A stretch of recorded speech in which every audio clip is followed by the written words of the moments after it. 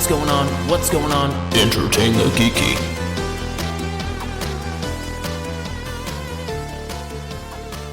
Hi. your grin right there at the last moment there. Well, it's like one of the weird things about doing something like this is you do things to keep yourself entertained with it because you don't want it to lose its luster. Right. So, like, yeah, if that means flipping off the camera on a count in, I'm fucking doing it. Well, also, yeah, you gotta tune in. You gotta put yourself in a different mindset. You have to sit here become and that talk. caricature of yourself. It's what Stephen Colbert used to do on Colbert Report every night, right? Yes. He became the right-wing lunatic. That was the character. Well, it's so funny. When we started the show, I was talking to a friend about it, and they're like, you're still you on it, but you are a grossly exaggerated version of you. And I was like, yeah. And they're like, it's funny. They're like, it's funny, but it's weird because then we hang out and you're all toned down. Right, sure. And I'm like, oh, okay, well, I guess, but yeah, it's whatever. funny. I'm just this guy all the time. If you ever wondered out there, this is just the guy I am all the time. This is how I talk. This is as excited as I get about weird nerdy stuff. Well, yeah, what you just see me is in what my you get. day-to-day basis here. Yeah. I mean, I guess for me it's environmental. Like I'll Yeah, you I'll definitely toggle. get a little you get a little more. you get your enthused. bumps. You get your bumps. Yeah. During these times. Okay, so Sony just did a showcase and showed us some super badass Spider-Man footage. Yeah, the showcase showed a bunch of stuff. A lot of stuff that's not going to be coming until 2024 or beyond. They showed off a new Final Fantasy 16 trailer, which obviously that game looks dark. It looks pretty good. The problem I'm having with that game, though, is it's coming out like in 2 weeks, and I am just not done with Tears of the Kingdom, and so that's going to be on the back burner until I'm done with Tears of the Kingdom. Yeah, I mean, I know that's like your baby right now. Oh, it's the best. So I can't see you. Are you gonna 100% it before you start playing that? So what do you mean by 100%? Because I think it's subjective. Breath of the Wild, I 100% completed. Yes. But in my definition of that, look, there are 900 Korok seeds in that game. There are 1,000 Korok seeds to find in Tears of the Kingdom. And you can find them all. And your reward for finding them all is a little golden poop. So you're gonna find them all. No, because that's not a worthwhile reward. What if it's different for the this go? effort? It's not. People have already confirmed. Somebody's already got 1,000 Korok seeds out there and it has confirmed that no, it's absolutely just a poop again. So the point is, the Korok seeds serve an important purpose within the game. They allow you to expand your inventory slots. Yeah. So there is a reason to collect them, but I don't think Nintendo really ever intended you to collect all of them. Right. I think Nintendo put so many on the map so that no matter where you were, you could find some Korok seeds. But I don't think that's why the gift is a poop. Like, good job. Thanks for doing all that work. Here's your nerd. poop. Right? Like, here's your poop. So, being as how Tears of the Kingdom has 1,000 Korok seeds, again, I don't think you're intended to get them all. You can if that's what you want to do, if you're that much of a weirdo. Right. But you only need about 450 or so to expand every slot. They're like, you broke the game, so now we're going to break you with your prize. Well, there's, again, expanding the slots is important. Yes. But in Breath of the Wild, all you needed was 441 Korok seeds to expand every slot. After that, you're just collecting them for the poop. That's what you're doing, right? So complete, yes. All my armors will be upgraded. All my slots, inventory slots will be open. All the map will be explored. The map does this thing where as you progress through it, certain areas when you're looking at the map are not named until you get to them. Okay. And then it names them, like bridges or specific ruins and stuff like that, or even specific sky islands. So the map keeps a tally of how much of it you have explored, right? I'm at like 53% at this point. Okay. But what that means is, like I said, going into every cave, going to every spot on the map. So will I get that to 100%? Yeah. I mean, you should look at, there's a thing in the game called the Hero's Path that shows you the path you've taken through the game world on the map. When you look at my Hero's Path on Breath of the Wild, there is not an inch of that map that's unexplored. Because I'm weird like that. This is my map, bitch. And I wanted that thing to say 100%. Right. Like that's why it says 100%. Right. Right. Now, so I will get enough Korok seeds to expand everything. I will finish all the side content. But Yeah, complete. No. Okay. I will complete it to my satisfaction. How long do you think that's going to take you? Oh, easily 500 hours or so. I mean, I'm 160 hours into the game, and I have beaten the game. I actually completed the final boss a few nights ago because I just felt like, yeah, I'm ready. I'm ready for that, and I was not ready for that. I'm going to tell you, and we're off topic a little bit here. We're way off topic, but it's still at the beginning of the video. But I'm going to tell you, Demon King Ganondorf is like Dark Souls level hard. He's a motherfucker, huh? When I say Dark Souls level hard, people out there, you know what I'm talking about. Like, this is a boss that is so frustratingly difficult. Now, I didn't die. I beat him the first time, not knowing what I was getting into, didn't look up any, stuff on the internet, just kind of went for it. But it was hard. And I had 3 hearts by the time I was done. And when I tell you I had 3 hearts, you think, why did you have 3 hearts? Well, couldn't you just refill your hearts? Yeah, every attack that Demon King does to you causes gloom damage, which permanently breaks one of your heart containers. So it cannot be filled again. Oh, wow. Until you go to the surface where the light is and purify those broken hearts. Well, you're not on the surface during this boss fight. You're under the castle. So... yeah, it's just, I had 3. Then I couldn't go higher than 3. I had 3 when I won that boss fight. That's fucking bitching, though. And he does, this might get into a little spoilery territory, so if you don't want to hear about that, skip a little ahead in the video where we talk about Spider-Man, because we will do that here eventually. He does the things in battle that Link does. He can do the slow motion backflip and come right back at you with his sword. And in the second phase of the boss fight, he does that with every attack. The only way you can damage him is to parry his flurry rush. So he will backflip out of the way of your sword swing and then come right in at you. And you have to, the parry window, I mean, it is a split second parry window. That's the only, you have to stun him with the parry in order to walk up and actually hit him with your sword. Otherwise, he just dodges everything. So fuck that guy. And on top of fuck that guy, that was one of the greatest goddamn boss battles I've ever fought in a Zelda game. Well, yeah, because typically it's challenging. I was going to say typically the difficulty level is high, but it's not impossible by any stretch. Ganon's never been, even Calamity Ganon in Breath of the Wild, it's not a hard boss fight. It's easy to win. Even if you have to deal with his full health bar, it's still very easy to win. Sure. And Dark Beast Ganon, the second phase, that's a joke. You ride around on your horse, you shoot some arrows at him, and then you shoot him in the eyeball. It's a joke. It's not a hard boss fight at all. And that's typically Zelda boss fights, right? The fight against Ganondorf at the end of Ocarina of Time and then Ganon. They're great, but they're not difficult. I guess I'm still thinking about those as a kid and just how epic they were. Right. No, this is for real epic. Did you play Twilight Princess? No, I did not. Okay, so when you get Ganondorf's in that game, that's actually the last mainline entry where we see Ganondorf, the man.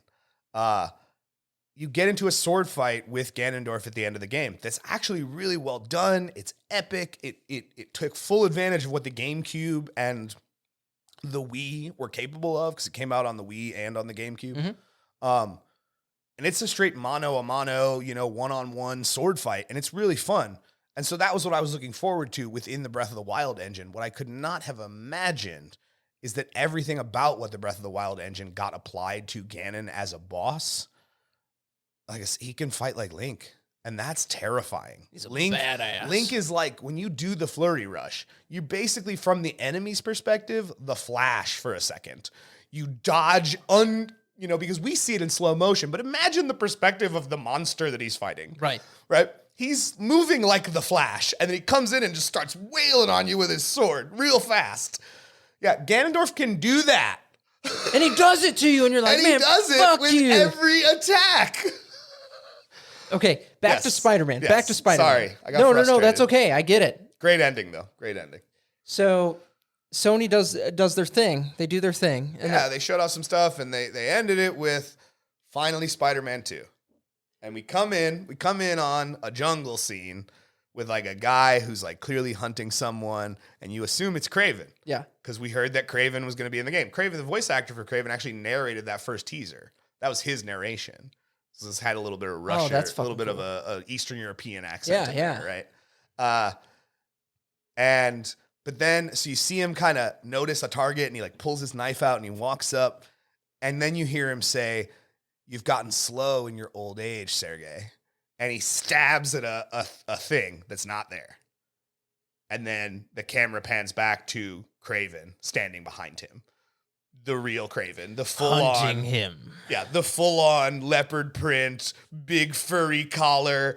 Eyeball nipples? No? No, I don't think they did the lion face this time. I think they just did the leopard print. Okay. But yeah, just looking. I mean, he's instantly recognizable. Right. I thought the other guy was Kraven because I was like, yeah, I figured we'll redesign some of the characters. Sure. And the characters in the first game didn't look exactly like I expected them to, but they still looked cool. Right. But no, when you see Kraven, no, it's like it's Kraven. Kraven. Yeah. Gold gray in his temples and everything. I mean, like it's Kraven. And he says to some guys that you don't see at first, but they kind of pop out of the jungle, "You told me this was a great warrior. He has failed me." Right? And his homie comes up and like hands him a little data pad and is like, "So maybe a new hunting ground is what's needed." And they show footage of New York. They show Spider-Man. They show Black Cat. They show what happened with Octavius. All of these crazy, super-powered people that are going to be a challenge to hunt. So then we cut to months later, Kraven's team closing in on Peter's home, Aunt May's home, or former home. God. Ugh. R.I.P. Aunt May. They did that quick. They got all that family shit out of the way real quick in Spider-Man. Now nothing's holding you down, Pete. Yeah. And then we see the symbiote Spider-Man explode from the cellar. Oh, yeah. And go into combat. And symbiote Spider-Man is brutal. And the whole time, Peter in the original game, the whole time was talking and quipping and saying different things. And that was great. That was one of those things like as Spider-Man fans were like, yeah, of course that's what he's doing. He's a goofy guy. His little quipping is gone in place of like this rage-filled dialogue. Like, "You came to my house." Like he's just angry. And you see that reflected in how he attacks, right? The symbiote is brutal. Like Spider-Man is a guy that doesn't like killing people. He doesn't want to kill people. He tries not to kill people. He's killed people, right? But he tries not to. No, this Spider-Man clearly has no regard for their lives. And that's beautiful, right? That's the symbiote kind of enhancing all the wrong parts of Peter's personality. Taking over. It's the possession at that point, yeah. Yeah. And so, yeah, we see it fight. I mean, he easily destroys. He takes out, at one point, a whole group of dudes in one attack, right? He's like, you can see like some meter building. And when he does this attack, it instantly knocks out one guy, but then it like area of effects everybody else. And they all just go down. I was just like, what? So the symbiote footage is, I think, all I saw of the trailer. It's good footage. And it was badass. Yeah. I was like, holy shit. Well, at first I thought it was I thought they were going to be doing it in a Spidey movie. I was like, whoa, didn't see this coming. Yeah, no. And then I was like, oh, it's gameplay. It's a video gameplay. Game, yeah. Wow. Yeah. Yeah, it's fucking sick. Yeah, the gameplay is quite impressive. But then when you get to the end of the fight, he like hears something over the radio, like about how Kraven's guys have spotted the lizard in the Upper West Side. And he's like in Queens. He's like, oh, I'm never going to make it there in time. And then a little prompt comes up on screen. Square, switch to Miles. Right? And then we switch to Miles, and Peter like tells him what's going on, and then you take off as Miles toward the danger, right? And you're swinging through the city as Miles, which I love. I can't wait to kind of switch between them on the fly to, well, you can handle stuff here, and I can handle stuff here. I love that idea. Like, do your Spidey toggle. Yeah, I love that. I'm very excited about that. So then a chase scene ensues. Kraven's people are chasing Lizard. Miles is chasing Lizard, and Peter is chasing Kraven's people, because we start off as Miles and we get into the chase. Well, then Peter shows up eventually, right? It's, he's on the way, right? From Queens. And then throughout this like big chase cinematic set piece, the perspective shifts a couple of times between Peter and Miles for different parts. You can do the little Spidey wing glide now. Yeah. I'm so excited. That changes everything about traversal right there, man. Like, look, swinging around New York in the original two games is brilliant. They finally nailed feeling like Spider-Man, but adding in the wingsuit, allowing me to like get some altitude with my webs and then just glide along. Like, I can't wait to do that. I'm so excited about that. And then it culminates in a battle with the two characters. And it seems like they'll have joint moves, right? Maybe you'll be able to switch between them in battle, or maybe it'll be an automatic thing. I'm not really sure yet how much control you're going to have in that regard. But they clearly have team abilities similar to like Batman Arkham Knight, where Nightwing or Robin or Catwoman would kind of join in for certain sections, which was fun. It was always like a fun little battle to kind of switch between the two of them. Looking at how both of them fight, and now we're looking at Peter in a symbiote. So he obviously has access to different abilities during that time within the game's narrative, but they still look like they fight very differently from each other. So it's not going to have that problem most games like that have, where the characters just kind of feel very samey. Right. Assassin's Creed Syndicate had two protagonists, a brother and sister. Yeah. And you could switch between them on the fly and do different missions, but they both kind of had the same moves, right? They felt very samey. And that can be a problem in games like that. So I think they're going to avoid that problem because Miles' powers are very different already, right? With the venom sting and the invisibility and stuff like that. It looks like they're expanding upon that quite a bit to kind of make them feel very distinct from each other. But it culminates in, them like pulling a chopper out of, or a drone out of the sky, or destroying a drone or something with this little team up move. And then Lizard gets away, and Peter's pissed, right? Like, and we see the anger kind of seething from the symbiote. Oh, he got away. And Miles is like, nah, I got a tracker. I got the tracker on him. And Peter just snatches it away from him. And he goes, I'm going after him. And Miles says, you sure you want to do that by yourself, Pete? Like, he's got big teeth. And Peter says, so do I. And he swings off. And Miles is talking to Genki, his buddy, his confidant, about what's going on. And Genki says, is he always like that? And Miles' response is, no, he's never like that. And so right away, yeah, that's where the footage stops. But so right away, we're showing a big action set piece that's probably somewhere in the middle of the game. Right? It's probably nothing to do with the beginning or the end. But it sets up the stakes, right? Peter has the symbiote somehow, and Miles is the one who's going to have to deal with that problem. When it takes over and he becomes Venom, Miles is the one that's going to have to deal with that problem. So imagine a boss fight against Peter full-on Venom mode as Miles. I envision that being a thing in the game. Probably crazy hard, too. Right, because Peter's eventually going to get to a point where Miles is going to say something. Because why wouldn't he say something, right? This is his friend. Not only his friend, they're protecting the city together. This is their team. They're a team, Mm-hmm. So it's inevitably going to get to that point where Miles pushes Peter a little bit too far and the symbiote lashes out. And you get that, you don't know what you're talking about kind of moment, which will lead to a conflict between the two characters. So I foresee a, Peter Parker Venom symbiote moment, Miles having to deal with a boss fight like that. Which will be great. Sick, yeah, right. And ultimately we'll save Peter and get the symbiote away from him. And then the symbiote will go off and it'll find Brock or whatever it's going to do. I don't know.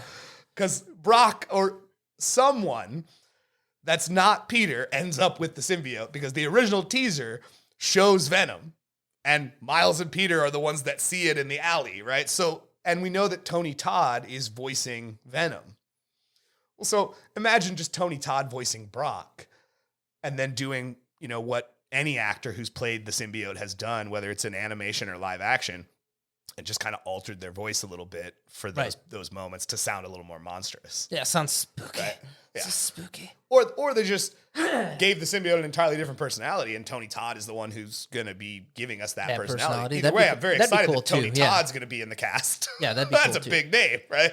So, the Candyman. One of the things that we haven't talked a whole hell of a lot about, just while we're on the topic of Spider-Man, dude, one of the best Spider-Man movies ever is getting its sequel like this week. I thought it was next week. It's like 2 weeks still, isn't it? No, it's June 2nd. Oh, shit. It's like here. I think it's June 2nd. Let me double check that. Yeah. Yeah, I mean, Across the Spider-Verse looks great. I'm confused by the marketing a little bit. Just because of my own knowledge of Spider-Man from a comic perspective. Mm-hmm. Is Miguel the bad guy? June fucking 1st. First. Is Miguel the bad guy?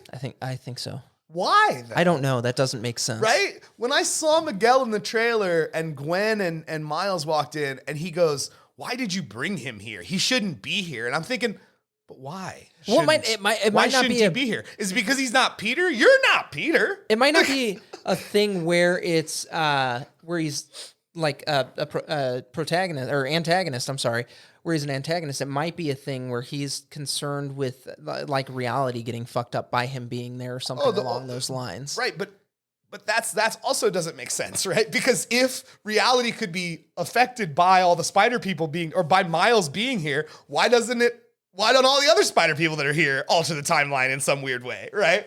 Like, why is it just Miles? But maybe he's supposed to be doing something at that point in time. I don't know. Right. I don't know. I mean, because the reason they all get together, the reason that we've done the Spider-Verse, and we told this during the story back in 2015 or 2016 or whenever they did that, was because of the weave, right? The Great Weave connects them all. Mm-hmm. The Weaver maintains the Great Weave of reality. The Madam Web's part of that. I mean, we didn't know about the Great Weave during the Madam Web days. She just seemed like this weird, omnipotent, godlike being. Right. But the later retcon is, no, it's the Great Weave. That's how they use spider sense. It's essentially like a spider's web. It's a network. One of the strands gets pulled on, and that's where the spider sense comes from, right? So is this movie going to introduce Moreland? And the clan that feeds on the spider totem? Because it is a 2-part film. Right. We're looking at Across the Spider-Verse Part 1 right now on June 1st. Right? So are we going to introduce the spider totem, the concept of the spider totem? Are we going to introduce Moreland? I fucking hope, man. Are we going to introduce that universe where Uncle Ben lived and Peter died? Yeah, and Uncle Ben is now Spider-Man? Are we going to introduce Captain Universe Spider-Man? The one that's got godlike powers? You know what I mean? Like, the potential for this kind of story based on what we've already seen in comics is endless. But man, that would be so cool. That would be so cool. And Dan Slott and Mark Bagley just did, in their Spider-Man comic, End of the Spider-Verse. Right. Which was also a really good story that had Moreland have to team up with the spider people because of a larger threat to the spider totem, right? So the weave goes down, the Spider-Men go down, the spider people go down. If the spider people go down, Moreland's dead. Moreland goes down. Yep. They feed on the spider totem's energy. They're energy vampires, right? They don't drink blood. I mean, he did in the original. They've retconned that since. Sure. But he's an energy vampire. He feeds off the life force of the spider totem. It's the strongest life force. It's the only thing that sustains them anymore. Which is what the initial story was about in the first place. He was going around to the multiverse, killing spider people. Getting all them Spider-Men. Yeah, absorbing all of their energy. So yeah, I have no idea where this story is going to go. I just am confused by Miguel. Look, because Miguel always has been the one that's more worried about the timeline. Sure. But if that's the case, him being here doesn't make sense. Because him being here could affect his timeline, right? Without him in his timeline, something catastrophic could happen. Absolutely. So Absolutely. I don't understand what his beef with Miles is. That doesn't make sense to me. Maybe we'll get some backstory. Maybe they meet and don't like each other. I'm sure they're going to tell us exactly what's going on, and it's going to be great. Yeah, because it's the reviews that it's getting are fantastic. People are calling it the greatest Spider-Man movie ever made. We get 2 of those with these Spider-Verse flicks. 2 of the greatest Spider-Man movies ever made. Well, that depends on whether they stick the landing or not, I guess. Fuck, dude. The first one was you can so set good, up a great story. We've seen that in comics time and time again. And if you fail to stick the landing, people will forget about your story. Yeah, the story sucked all of a sudden. Right, people will forget about it because it had a bad ending. That's a fair point. Who still talks about Secret Empire? Nobody. We talked about it one time. Yes, to illustrate the toxic fandom, but no one talks about that story anymore because it had a bad ending. Yeah. No, the beginning was controversial too, and people got angry. No, people lost their shit over that one. But the ending wasn't good either. You know what I mean? Like, I liked the story personally, but I do think the ending was lackluster. And if you don't, like you said, if you don't stick the landing, well, you didn't do the trick. Yeah. You well, know, now I'm not going to remember your story. Yep. Yeah. It's going to go into some compartmentalized part of my mind, and I'm going to forget about it. If we're watching an Olympic gymnast do a quadruple double flipple dipple, Quadruple double flipple dipple. And then they don't land it. You're like, well, that fucking idiot fell. Yeah. Like, you're not like, man, did you see the spinnies? Right, Did you exactly. see the twirlies? Nobody cares about the you spinnies. don't think if about you that at fall. all. Yeah, it doesn't matter. So yeah, that's super exciting. And it's funny because my son came home and he's like, Dad, are we going to go... Are we going to go see this? And a new movie theater just opened right down the street. Nice. And I was like, you're goddamn right we are. He's like, well, you're a big Spider-Man fan, and you've clearly, conveyed that to your children. And now they're Spider-Man They fans. know. Well, it's funny. So they've done Jordan. I don't care for Jordans. It's not my shoe of choice. They've done. Oh, we're talking about shoes now. Okay, I was hold like, on. Jordan. What does that have to do with Hold on. anything? They've done Jordans because of the Spider-Verse movies. They've done special lines of Jordans. Jesus. And the That first have spider people on them. So it's actually the shoes that Miles Morales wore in the movie. first They movie, were yeah, Jordan 1s, and it was some special variant that they did for Edge of the Spider-Verse, or Into the Spider-Verse. I'm sorry. Edge of the Spider-Verse is the comic, the prequel. So yeah, they did these special Jordans. Well, one of the giant ads that's running in New York Times Square right now is a fucking Jordans ad for these Spider-Verse shoes. And I'm like, ooh, do I buy them this time? Will I wear them? Probably once or twice, but ever again? No, man. Probably not. I'm not a Jordans guy, so it's like, do I want to collect that? It's like getting the Back to the Future shoes. Well, yeah, I mean, is it something you want to have not to wear, just to set on your shelf? Yeah, to go right here so you guys can see it. I Yeah, don't look know. at these cool shoes on my shelf. Yeah. People Turn be it like, to the side. people be like, get your fucking shoes off of there, asshole. Those are display fees. Those shoes are display fees. But yeah, I mean, clearly I'm not a sneakerhead. I mean, I'm wearing flip-flops right now. I'm Converse, man. Yeah, It's always been Converse for me. I know.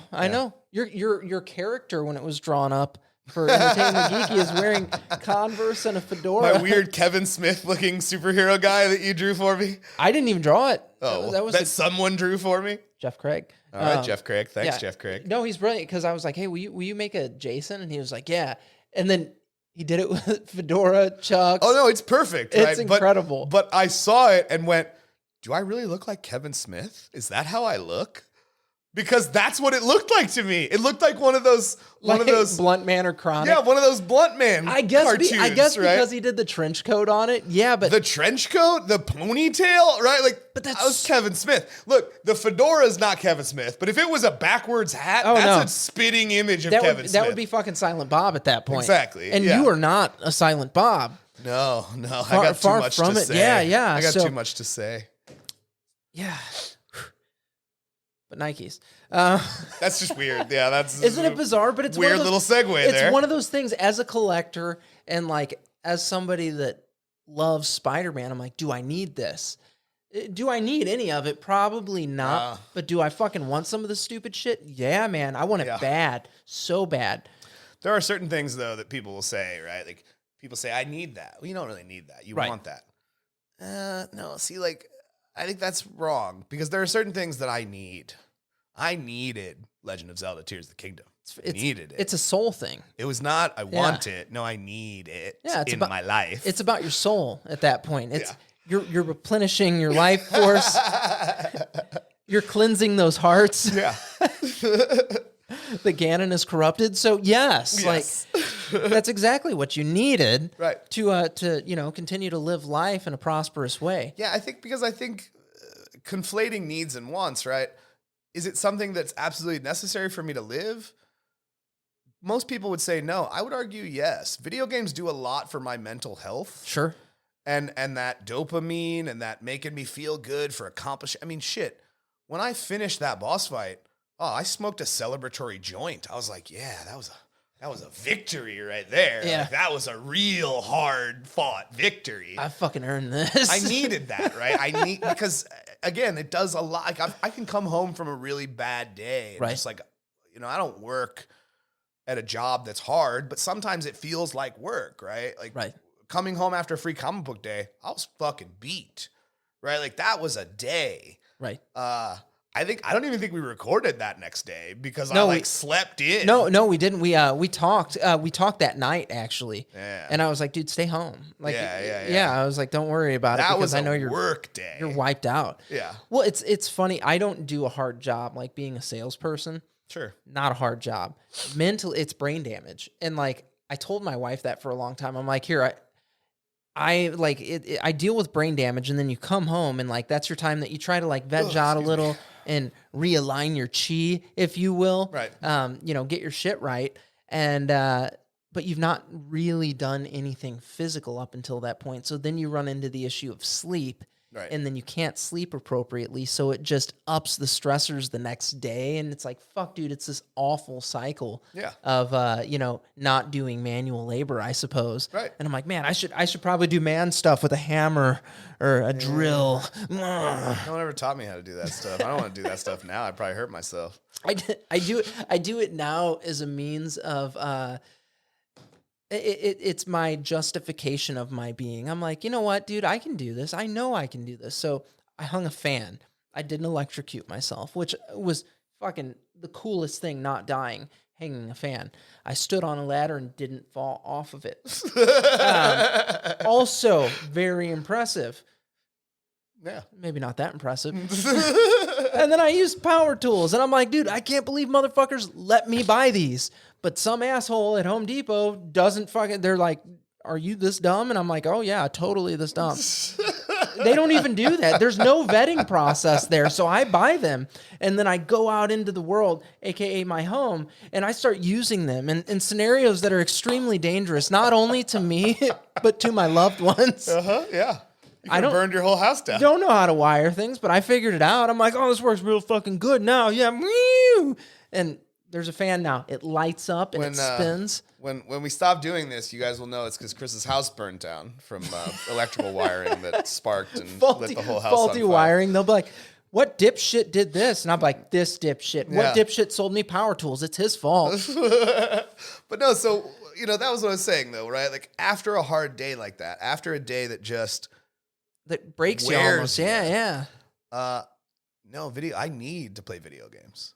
You need a release for sure. And that's... Well, and video games are mine. That's or your reading poison. comic books or whatever, right? But no, I need that. That's very much a part of my life work balance, right? And my balancing my mental health, just as much as it is taking my wife out to dinner, just as much as it is going to see a movie. Right. These are all things, like I need these things in my life, right? And I envy the kind of people, like holy people, who just give up all material It's things. incredible, And they're like, right? I'm just like, how do you deal with your mental health problems? What? And arguably, maybe they don't have mental health problems. Well, I mean, I think it's like about how you align yourself and your focus and stuff, and it's the hierarchy of what matters to you, I suppose. Yeah, and it's like the hierarchy of needs. Yeah, and I think your needs shift when you take that on. You redirect your attention, and your needs become different. And I think you get that that fulfillment from maybe the journey of what you're doing at that point in time. I envy those people that can fucking give up these things, because these things, without these things, man, I would be depressed and probably suicidal. Right. Well, my wife asked me the other day, she's like, do you want to do hard 75? And it's like some fucking 75-day challenge where it's like, you don't get to drink. You have to work out 7 times a day and read books. And I'm like, that sounds miserable. I was like, honestly, no, I don't want to fucking do that. That sounds miserable. I'm like, I can take measures to correct my diet on my own. And I would like to do that on my terms, not a challenge's terms. And like, I understand what the thing is for. It's to help you create good habits and shit like that. And that's incredible. Right. But I also don't want to go into something like that and just totally set myself up for failure, because I've got so many other things like doing this and work and all that shit. It's like, I don't need that failure on top of everything else. I would like to hone other things, and I can get my diet right, and I can do this, that, and the other, but I can do one thing at a time, and I can build on that. I'll stack some habits or whatever. And it's just, I think that's more appealing. And like, as far as like this stuff is concerned, yeah, man, like I look forward to getting to play D&D. We play every other week right now. And that is such a like fulfilling and great thing. And I honestly, I don't know if anybody else there gets as much out of it as I do. Sure. But I don't care. I love sitting there to write out what's going to, some bullet points for what's going to happen. I'm about to start this Zelda game, and I am very much looking forward to telling the story. Incredible, I'm right? excited about the story I've written. I can't wait to run a D&D game that's structured like a Zelda video game. Fuck yeah, dude. That sounds amazing. It's going to be incredible. And it's, I can't wait. It's that that replenishing that you need the things that you need, right? press on. People conflate want and need, and it's like, no, these things are needs, man. Like you're maybe they're not needs for you, right? But my needs and your needs are not the same. Right. And they're never gonna be, right? Well, it's like, dude, you might be the person that likes going out and riding your fucking bike, but that's not me. Well, yeah, I'm not the healthiest person, Sure. right? I mean, I'm not in good shape or anything, but I'm happy and I'm comfortable, right? And I'm not unhealthy. I'm just not healthy, right? Like I have a little extra weight and I eat cheeseburgers, but I do physical things to balance that equation out, right? Said cheeseburgers. I have literally been, I'm not kidding you, man. I've literally been at the same weight for like 5 years. Yeah. So I think to myself, yeah, I'm doing fine balancing my intake with, my control of that intake. Right. I'm doing fine. I haven't fluctuated in this weight for 5 years. I'm doing all right. It's been the same. It's almost uncanny. And truth be told, there are days, nights, right? At least recently playing this video game where I just didn't eat any dinner. I didn't even think about it until I was about to go to bed at 4 a.m. and I was like, damn, I'm hungry. There was more important shit going on. There was fucking Hyrule needed saving, and you couldn't be bothered with a fucking meal at that point in time because there was, again, the fate of a world was in your hands. Now, truth be told, I will then get a snack before Sure. I go to bed, like some bowl of cereal or bagel or something, whatever. But yeah, I had a health teacher, and I think this is where it comes from, right? And he was in good shape. Like he was a powerlifting sized guy, right? One of those guys that looks like they got a gut, but it's like a boulder in their gut. He swallowed a bowling ball. Yeah, exactly. I had a health teacher, and he was in high school. It was one at Central, right? Yeah. Who used to tell us, yes, you can do these things if you want to maintain and if you want to look like I do. But health is about how you feel. Do you feel okay? Well, then you're probably okay, right? Do you go to the doctor regularly?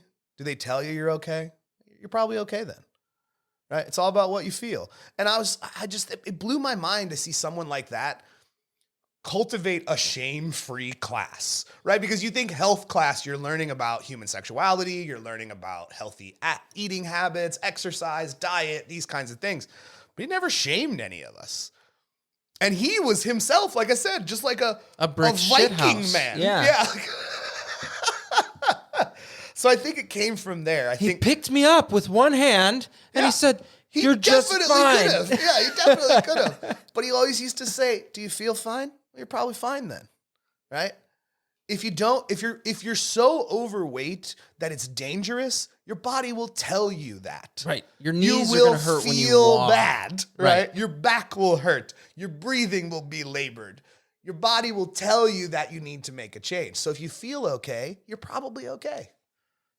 That's so brilliant. Interesting. Yeah, that was such a brilliant way to teach that class, When it was come to, health and dietary needs and stuff like that, like if you feel okay, you're probably okay. Yeah, have your regularly scheduled doctor's visits. I mean, he told us long before I ever saw that guy on the internet tell us, there are certain things that are just not going to help you because even when we were kids, there were diet fads. Oh, right? yeah. Diet fads are not a new thing. There have been snake oil salesmen literally since humans have been around. Forever, yeah. So there were diet fads back then too. And he used to tell us those things don't work. It's bullshit. It's not going to work for you. Because everybody's body and everybody's, ability to lose weight is not governed by the same things within their chemistry, right? Atkins some was the big people, one when we were growing up. Yeah, some people cutting out these things actually helps them. Mm-hmm. But for you, no, you need these things in order to get where he is, right? You need that extra protein because you're a little larger, or you need that extra whatever it is, right? Right. Everybody's body doesn't react to the same way. He used to tell us. So like these people you see talking about Atkins and these kinds of things, it's a fad. It's not going to work. It's not going to help anyone. They'll sure spend a lot of money convincing you it will, right? But it ain't gonna, because not everybody's body is the same. And I see that guy on the internet talking about that shit all the time now. I don't pay for YouTube. I watch YouTube ads. I don't care. YouTube was not supposed to be paid for. That wasn't the point of it, right? So I'm not paying for it. I don't care how many fucking ads you show me. I'm not paying for YouTube. That was not the point of it. So there's a guy that keeps popping up in these ads. Apparently he's like a celebrity trainer. The guy that's like, you can eat donuts and get rich. Yeah.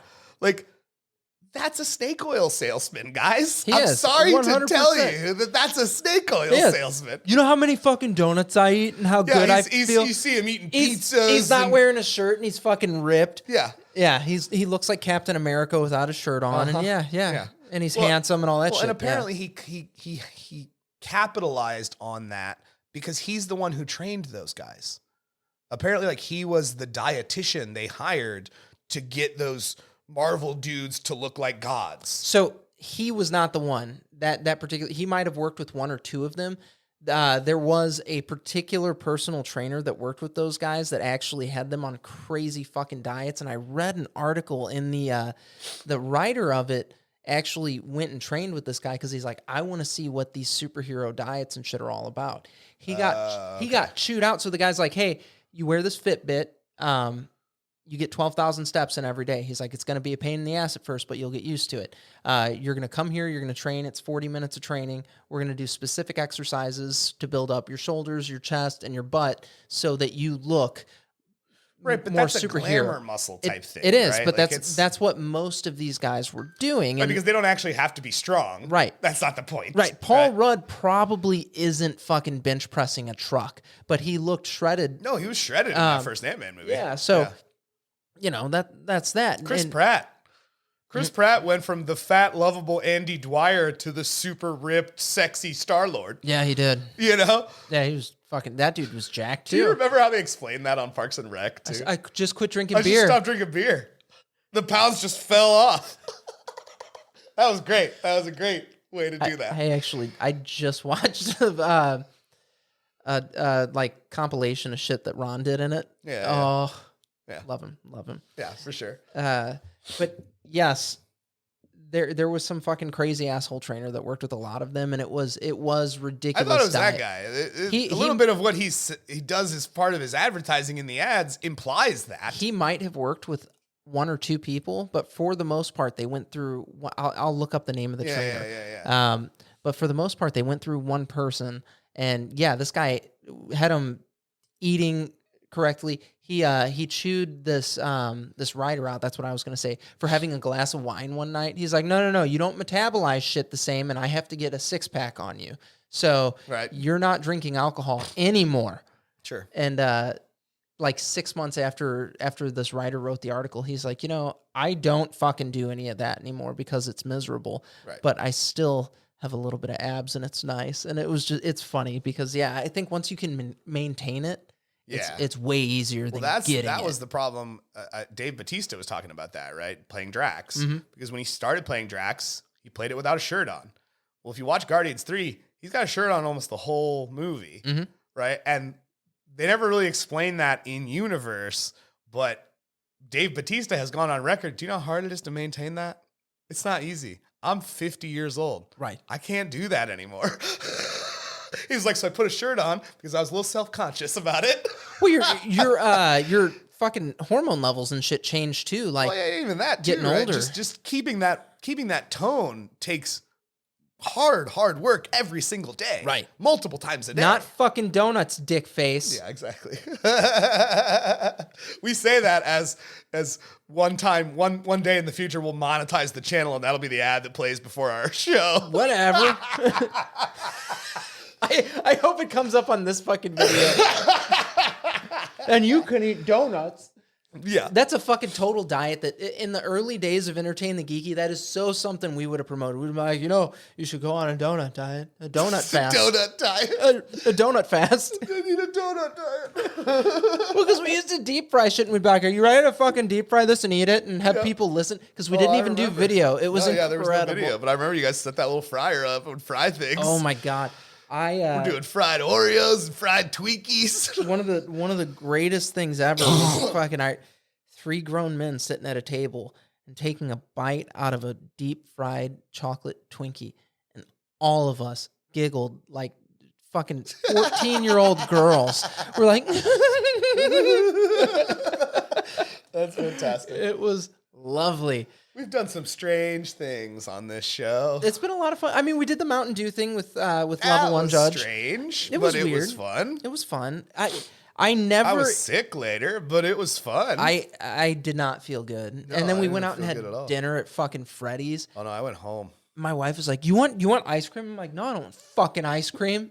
I just literally drank 3 gallons of Mountain Dew. I don't want any ice cream. Yeah, and I had Mountain Dew piss water, and one of them, like, Oh, God, I know. some of them were just foul. Yeah. But yeah, Sony, you're doing lovely things right now, and we appreciate you. We love you. We love games. We love movies. We'll talk about them. We'll review them. Are we gonna fucking opening day Spider-Man? I mean, I don't know that I'll go right away opening day. Like, I do like the first Spider-Verse movie, but it was not one that I rushed out to see. I don't like crowds in theaters. It's different than it used to be. Yeah. I really miss waiting in line for tickets. I don't miss that at all, man. I love being able to just go on my phone and say, here are my seats. We're good to go. We just walk right in. I show them my little QR code and we're good. Dude, we go on about our day. I was telling my kids about like the first Iron Man movie, waiting in line for it, or the Transformers movie, Star Wars Episode 1, The Phantom Menace. I waited in line to get tickets to that. And I'm like, dude, you would wait in line. We camped. I'm like, motherfuckers are dressed up. Some people have been there for over 24 hours. Yeah. Just waiting to get tickets. You had to. People started lining up when Phantom Menace tickets went on sale. People started lining up 2 days before. And it was like, if you didn't go down and wait in line, you just weren't going to get tickets. Like, you had to wait in line. Yeah, with Phantom Menace, I think I had to wait until the second day because I could not get opening day tickets at all. Well, you're also a little younger than me. I wasn't. So you were a child when I Phantom was. Menace I came was out, weren't about 10 years old. So yeah. I think I was. How old are you? I'm 33. So yeah, I was a teenager. Yeah. By the time Phantom Menace came, because I was like, I think I was a teenager when. No, Phantom you could do Menace your came own out. thing. I couldn't do my own thing yet. No, yeah, like we went to the theater and we just hung out there, you Right. know, for hours, the And whole day. I did that shit with Iron Man. I remember.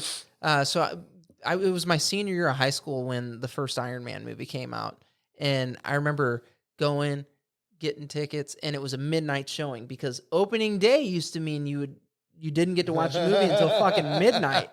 Not this bullshit that they do now where it you can starts watch it at at 3 4. p.m. Yeah.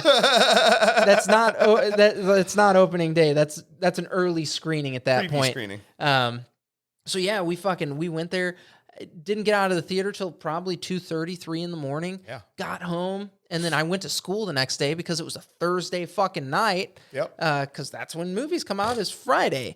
And man, it was badass, dude. It was so much fun. I remember sitting there in my journalism class, and I was just like, oh, dude, I'm fucking exhausted. Yeah. Thank God I don't do anything here.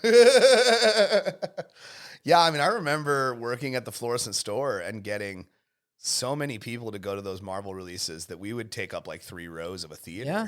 Yeah. We used people we knew. We used to go in a big group and do that. Yeah, it was a blast. That was all the time. At Every the old time Regal. a movie. Yep. Well, yeah, every time a movie came out, we went down to the Mills Mall to that Regal Cinema, and I mean, yeah, we would take up at least 3 rows. That was also one of the last theaters that didn't have Assigned seating. So you just went in and found seats. So there's a theater down Olive that didn't have it, and then I think this new theater that just opened up, it's a different company. It's not AMC, but I was gonna say the West Olive one's an AMC. yes. So the one, and then the one on Olive down by Limburg is a Marcus or Regal. It's not AMC.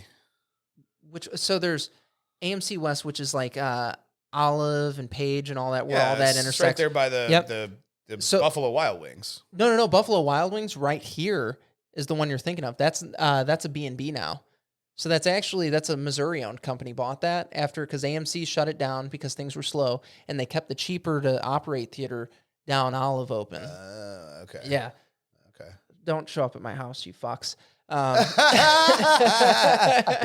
It's not like you said your address. No, I know. live on the I'm air just or being something. goofy. Yeah, come on. Also, you edit this. You just edit that out. I'm not editing that.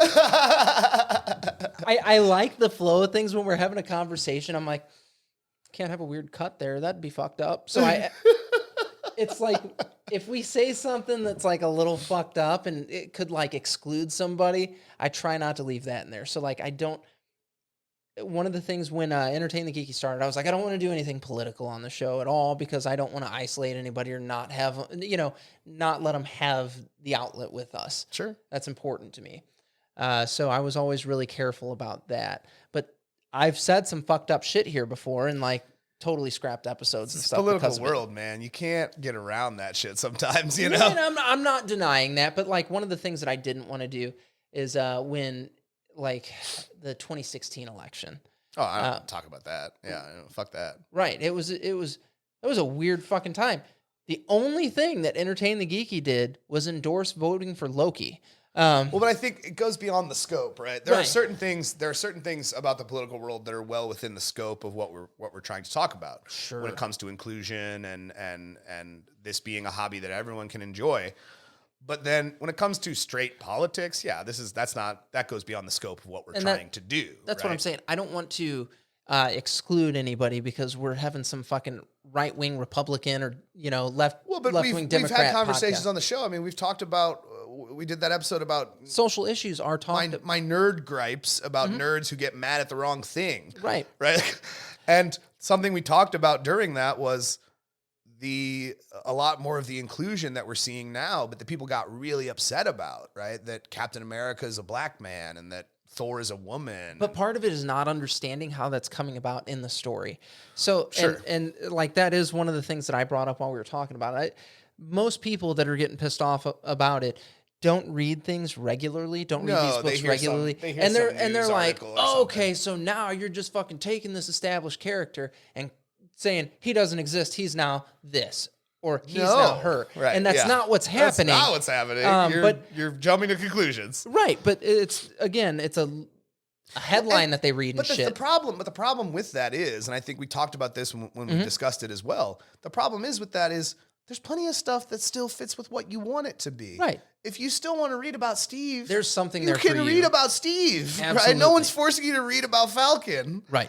Steve still exists. Right. You're like, well, no. Right now, him and Falcon are both Captain America. We definitely went down that road, but that was the thing. It was all, there is something for you in the hobby, and that's why I'm saying, like, yeah, we can say, hey, don't be a racist. Hey, don't be a lunatic. Don't starve people out. Whatever. Just don't be a lunatic. It's a cool hobby. There's room in it for fucking everybody. Absolutely. And that's all I've ever wanted to promote with it. You know? Yeah, I mean, that's something that I've said countless times on the show, right? Is this is for everybody. 100%. Everybody. Includes everybody. Doesn't include just you. It includes even the people you may or may not agree with. Yep. Everybody. I mean, there's something for everybody. If who you are is different than who I am, there's something for me and there's something for you. Right. Trust me. It's there. You just got to look hard enough. Exactly. And it fucking replenishes your soul. It does. That's what it does. Comics turned me into the person I am today. Well, that's just, I guess this whole episode was about that. We didn't know it, but what was brought to us was this is about the thing that, I guess gives back to you so that you can continue to carry on. And it might be video games. It might be comic books. It might be watching a movie or something like that. These are needs. These are needs. Yeah. It's having your cup filled again. Exactly. And that's what this episode was. Yay! So you guys can go to entertainmentgeeky.com. I don't know what that was, but all right. It's got all over the place. You guys can go to entertainmentgeeky.com. You can follow us on all. Fuck! You were right the first time. I know, and then I second guessed myself. You did. I'm you still right holding the it though. Time. Yeah, you got it. You can go to entertainthegeeky.com to follow us on all of our social media and all that fun stuff. You can also get a free copy of Merle's Truck Stop in Maine by using the promo code Geeky. Geeky. So you did it too. I know. Put it up there. It's there. It's there for me. Use the promo code Geeky.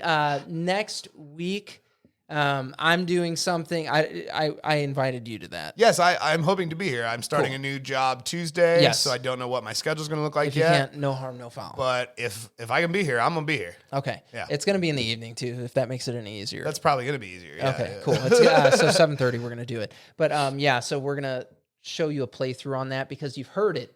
You've heard it if you've listened to the podcast, but you've not seen it. So we're gonna make it a seeing eye experience. That got away from you a little bit there, bud. I wanted to say seeing eye dog. But I'm like, that's not right. We don't need a seeing eye dog here at all. That'd be awkward. Get your head out of my crotch, Fluffy. Guys, as always, stay geeky.